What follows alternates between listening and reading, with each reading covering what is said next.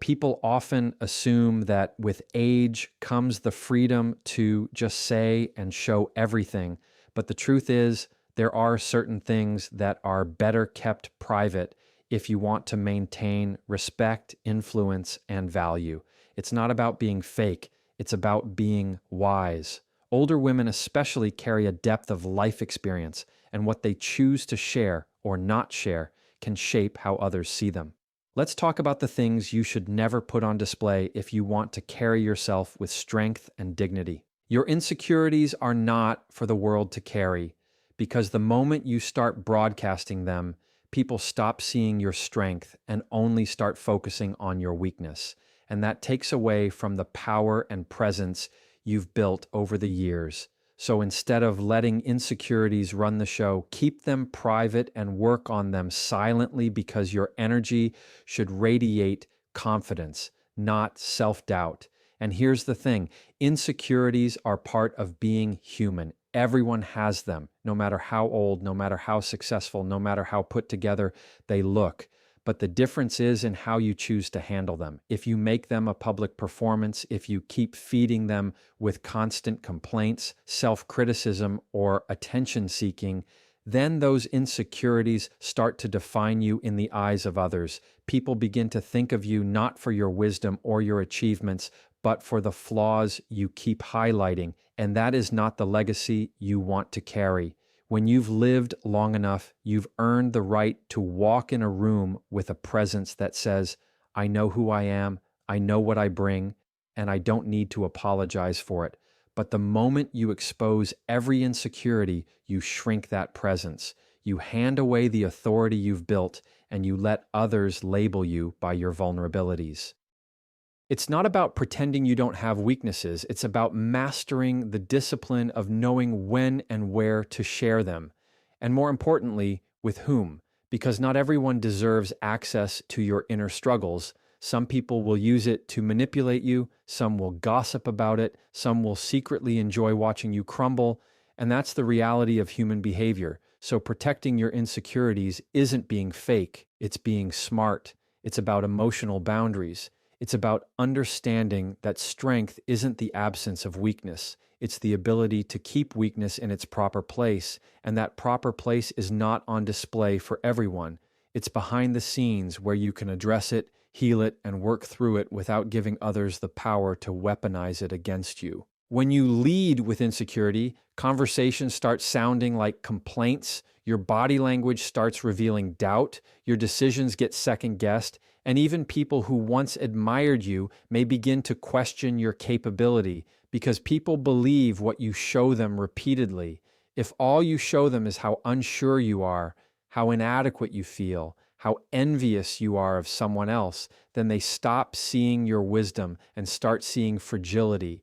And unfortunately, once people box you into that role, it's very difficult to climb back out. So you have to be intentional about what you project, your words, your energy, your posture, your tone. They all communicate either confidence or insecurity, and people respond accordingly. When you radiate self-assurance, people treat you with respect. They lean into your influence. They value your opinion. But when you radiate insecurity, they withdraw, they doubt, they may even pity you. And pity is not the emotion you want tied to your name. Older women especially have a responsibility to themselves to guard their insecurities, because they are often looked at as examples, mentors, or pillars in families and communities. And the way you carry yourself sets the tone for how people treat you. If you constantly talk about feeling unattractive, about being left behind, about not being enough, you are programming people to see you through that lens. But if you instead hold your insecurities close, acknowledge them privately, and continue to show up with dignity and poise, you teach others that aging is not about shrinking into self-doubt. It's about expanding into confidence, and that kind of energy is magnetic. It draws respect instead of draining it. It commands admiration instead of begging for it, and it reminds everyone around you that value does not come from perfection, but from how you carry what is imperfect. Working on insecurities privately means doing the inner work. Maybe it's journaling, maybe it's therapy, maybe it's self-care routines, maybe it's affirmations or setting new goals. But whatever method you choose, the key is that it happens in the quiet, not in the spotlight, because transformation is often most powerful when it happens behind closed doors. And when you emerge from that work, you radiate something that cannot be faked. You radiate peace with yourself, and people notice that energy without you ever having to announce it. That is how you protect your power, by not letting insecurities leak out into every interaction, by not giving them the steering wheel in your conversations, and by refusing to make them the headline of your life story, because your life is bigger than the parts of yourself you struggle with, and you owe it to yourself to lead with the best of you rather than the most fragile pieces of you. Your family's flaws are not for everyone's entertainment, because when you constantly reveal the mistakes or struggles of your loved ones, people don't respect your family or you. They see you as someone who tears down what should be protected. So keep those private, honor your circle, and understand that protecting their dignity protects yours too, because family is an extension of you. The way you speak about them reflects the way people see you. And if you're the one putting their weaknesses on display, then you're also giving others permission to view you through that same lens of weakness. And what often gets overlooked is that people aren't just listening to the stories you tell, they're forming judgments. They're deciding how much they can trust you. They're deciding how safe their own secrets are around you. Because if you can so easily expose the people closest to you, then what stops you from exposing everyone else? And that's when people quietly start pulling away. They may smile and nod when you share, but deep down they know you're not someone to trust with the things that matter. There's also a level of disloyalty in putting your family's flaws on blast, because family, whether by blood or by choice, is supposed to be a safe place, a place where mistakes can happen without the fear of being mocked or gossiped about to strangers. And when you break that code, you not only hurt them, but you also weaken the foundation of trust inside your own home. And once that foundation is cracked, it's hard to rebuild, because people remember how you exposed them. They remember how you used their lowest moments as conversation fillers, and that memory lingers. It creates distance, it creates tension, and it robs you of the closeness that family should provide. And the saddest part is many people who overshare don't even realize the damage they're doing. They think they're just venting. They think they're just being honest. But what they're really doing is handing out ammunition to outsiders who don't need to know. Respect is something that takes years to build, but only seconds to lose. And when you are known as the person who constantly highlights the failures, addictions, mistakes, or personal battles of your family members, people stop respecting you as a leader and start seeing you as a gossip. And that label is difficult to shake off, because once people attach gossip to your character, everything else you say gets filtered through that perception. Even when you speak truth, they question your motives. Even when you mean well, they doubt your loyalty. And that all comes from a habit of oversharing what should have stayed private. The discipline to guard your family's dignity is not about pretending they're perfect. It's about protecting the bond and the trust that holds you together. Older women especially play a crucial role in being the protectors of family legacy. The way you speak about your children, your spouse, your siblings, even those who came before you, sets the tone for how younger generations will speak about each other. If you model tearing down, they'll follow that. If you model honor and discretion, they'll follow that too, and it's in your control to decide which example you want to leave behind, because every time you open your mouth, you're not just sharing a story, you're teaching, you're guiding, and you're setting a precedent for what is acceptable in your family culture. So if your words consistently strip away dignity, that becomes the standard, and eventually that same energy will circle back to you. Protecting your family's flaws doesn't mean ignoring problems or sweeping issues under the rug. It means dealing with them in the right space, with the right people. It means having those hard conversations in private.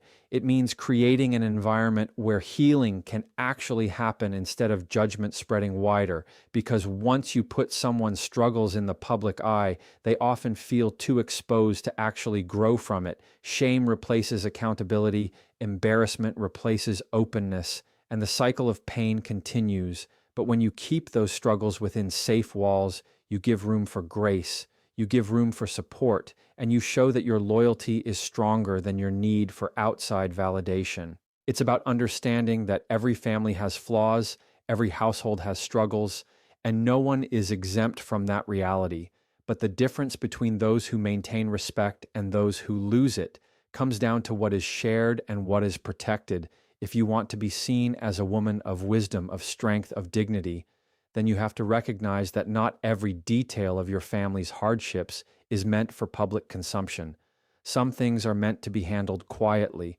Some things are meant to stay within the circle, and some things are meant to be worked out without outsiders ever knowing. Because when you can hold that line, when you can protect instead of expose, you show that you value your family, you value loyalty, and you value the bond that no one else has a right to tear apart. Your financial struggles should never be laid out for the world to judge, because people are not always compassionate. Many are judgmental and opportunistic, and when they know too much about your money problems, they use it against you. So it's wiser to handle your finances privately, show composure, and let the image you project be of someone who has her life under control, regardless of the challenges. Because financial issues are one of those sensitive areas that reveal more than just numbers. They reveal your habits, your priorities, your discipline. And unfortunately, when people get that insight, they don't always respond with empathy. They respond with assumptions, with gossip, with comparisons, and sometimes even with exploitation. They might distance themselves. They might look down on you, or they might try to take advantage of your vulnerable situation. And all of this can happen not because you don't deserve understanding, but because not everyone is mature enough to handle that information the right way. There's also a sense of dignity that comes from keeping financial matters private, because money has a way of changing the way people treat you. If they think you're struggling, some may pity you, some may try to control you, and others may see you as easy to manipulate. They may start offering unsolicited advice, trying to dictate how you live, or even questioning your choices, and suddenly your independence gets overshadowed by their opinions. But when you keep those details guarded, you maintain control over your narrative, you maintain authority over your life, and people are forced to interact with you based on your character and presence, not on their assumptions about your bank account.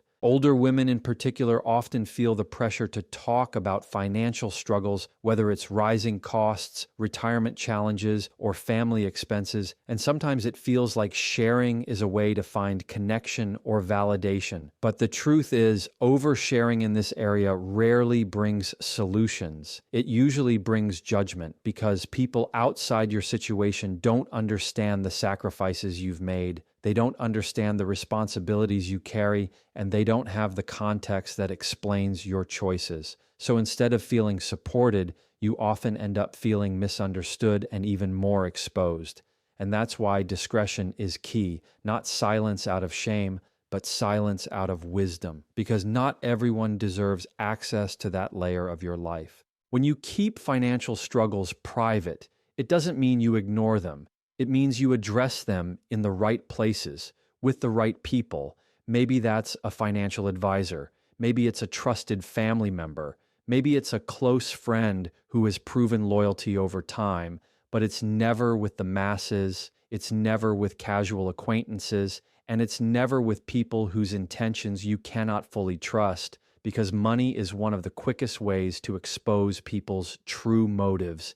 And if you allow too many people into that part of your life, you're essentially giving them the power to judge you, control you, or pity you, none of which strengthens you. There's also the deeper issue of identity, because when you make financial struggles a focal point of your conversations, you slowly start to see yourself only through that struggle. It becomes part of your identity. You start believing that your worth is tied to your wallet, and that mindset will shape the way you carry yourself. But when you choose to hold those struggles close, you free yourself from being defined by them. You remind yourself and others that your value is not determined by money, but by character, resilience, and presence. And that is what people should remember you for, not how many bills you were juggling or how tight your budget was. Money has always had the power to divide or to unite, to lift people up or to pull them down. But the way you handle your financial life determines whether people see you as someone in control or someone constantly under pressure. If you radiate composure, even in seasons of difficulty, people respect you. They admire your strength. They trust your ability to navigate life. But if you constantly highlight your financial struggles, you train others to see you as overwhelmed, fragile, or incapable, and those labels are hard to shake off once they're formed. That's why protecting your privacy in this area is not just about hiding numbers. It's about protecting your dignity, your authority, and your peace of mind. Because when you control the narrative, you control the way people perceive you, and that control is too valuable to give away cheaply. Your regrets from the past don't need to be repeated to everyone you meet. Because when you replay old mistakes out loud, you trap yourself in them, and others begin to define you by those low moments instead of your growth. So instead of sharing regrets as if they are your identity, hold them close, learn quietly, and let your actions today reflect how far you've come, rather than how broken you once felt. Because every person carries regrets. No one makes it through life without choices they wish they could undo. But the difference between people who rise above their past and those who stay chained to it is how much they continue to let those regrets live in the present. If you keep bringing them up, if you keep revisiting the same stories, the same wrong turns, the same mistakes, you are keeping yourself stuck. You are handing those moments the power to keep defining you over and over. And what many people don't realize is that others listen differently. When you speak about regret, they start to see patterns. They start to assume those mistakes are still who you are. And even if you've grown, even if you've changed, their perception gets stuck on the version of you that keeps talking about failure. There is a weight to regret that becomes heavier the more it is spoken about, because words are powerful. They shape not only the minds of others, but your own. Every time you say out loud what you wish you had done differently, you reinforce that old memory in your own brain, and instead of moving forward, you're rehearsing backward, which means you're slowing down your own progress. And older women especially need to understand the strength of their influence here. Because younger people listen, peers listen, and what they hear teaches them how to handle their own past. If they see you constantly living in yesterday, constantly speaking about what you should have done, they learn to carry their own regrets as shackles. But if they see you walking with quiet dignity, acknowledging your past without turning it into your identity, they learn that mistakes don't define them, growth does. Regret can easily turn into a performance if you're not careful. Sometimes people share their regrets to get sympathy, sometimes to explain away their present situation, sometimes to feel less alone. But the danger is that the more you use your regrets to connect, the more you reduce yourself to those moments, and people start to see you as someone who is stuck rather than someone who has overcome. It shifts your reputation from wise to wounded, and that is not the impression you want to leave. You've lived too much, you've experienced too much to let your story be reduced to your lowest chapters. The legacy you carry should be one of resilience, of wisdom gained, of lessons learned, not of constant apologies for what can't be undone. It's also important to remember that not everyone has the right heart when they listen. Not everyone receives your confessions with kindness. Some will use them against you. Some will gossip about them. Some will judge you silently and never see you the same way again. And that's the risk you take when you expose your regrets too freely. You think you're sharing to heal, but sometimes you're only creating opportunities for others to label you. And once a label sticks, it's hard to erase. So the safer and wiser choice is to protect those parts of your story. Share them selectively with people who have proven loyalty, or better yet, work through them privately and let your growth speak louder than your words ever could. Living with regret is hard enough, but reliving it in every conversation makes it impossible to move forward because you're constantly reopening the same wound. And you deserve better than that. You deserve to live in the freedom of today. You deserve to carry yourself in a way that shows you've survived and transformed, not in a way that keeps announcing your scars. And when you choose to keep regrets private, you shift your energy from explanation to elevation. You stop trying to justify who you were and you focus on proving who you are now. And that silent strength is more powerful than any confession because people can't argue with growth.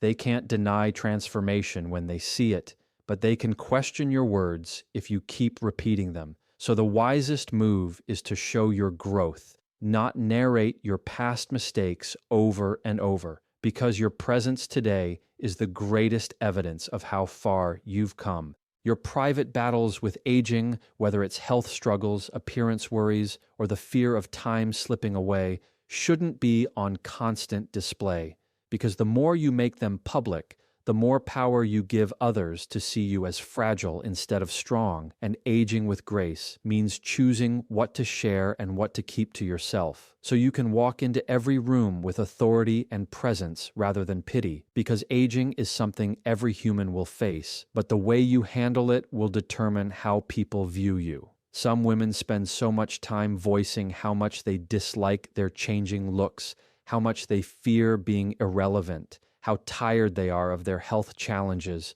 that people stop focusing on their wisdom and start focusing only on their decline. And the truth is, the more you repeat it, the more you reinforce it, not only in the minds of others, but also in your own.